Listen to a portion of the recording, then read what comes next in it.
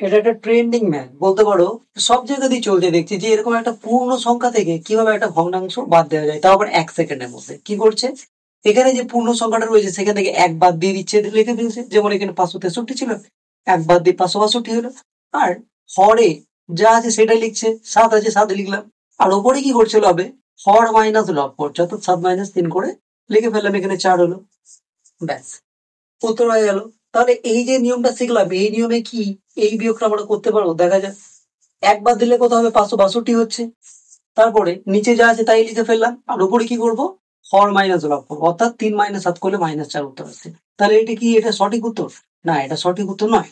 তাহলে অঙ্ক ট্রিক মুখস্থ করা না থেকে অঙ্ক শেখার প্রতি জোরদার।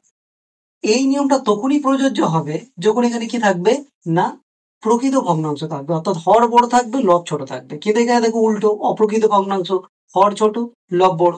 তাহলে এই নিয়মটা তখনই এখানে অ্যাপ্লাই করতে পারবো যতক্ষণ পর্যন্ত না এটাকে আমরা প্রকৃত ভগ্নাংশে পরিবর্তন করতে পারছি। তাহলে কি করলাম, পূর্ণ ভেঙে নিলাম। তারপর কি করছি, এটাকে এইভাবে আমরা লিখতে পারি। কেন, এটা সমতুল্য, এটা এটা যা রেজাল্ট দেয় এটা সেই একই রেজাল্ট দেবে, সেই জন্য এটাকে আমরা এইভাবে লিখলাম। তারপর ব্র্যাকেট তুললাম, -2 -1/3। 563 থেকে 2 বাদ দিলে 561 হয়, -1/3। তাহলে এই ক্ষেত্রে কিন্তু এই রুলসটা অ্যাপ্লাই করতে পারবো। কেন, কারণ এটা এখন প্রকৃত ভগ্নাংশতে পরিবর্তন হয়ে গেছে। তাহলে 1 বাদ দেবো, হর মাইনাস লব করবো, আর হরে যা আছে লিখে দিলে উত্তর হয়ে গেল। তাহলে এটা শর্টকাট ট্রিক, এত বড় না করে।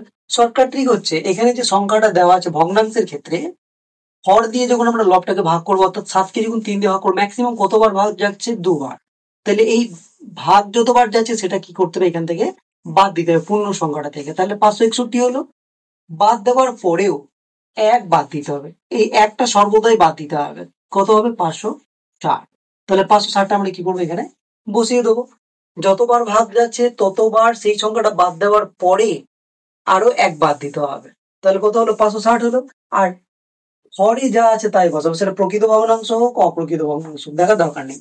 আর লবে কি বসাবো, ভাগ করার পর 7কে 3 দিয়ে ভাগ করার পরে ভাগশেষ কত পড়ে থাকবে, 1। সেই ভাগশেষটা আমরা কি করবো না, 3 থেকে বাদ দেবো, কত এসছে 2। তাহলে 560 পূর্ণ 2 3 হচ্ছে উত্তর। যদি ভালো লাগে অবশ্যই সাবস্ক্রাইব করবে কিংবা ফলো করবে।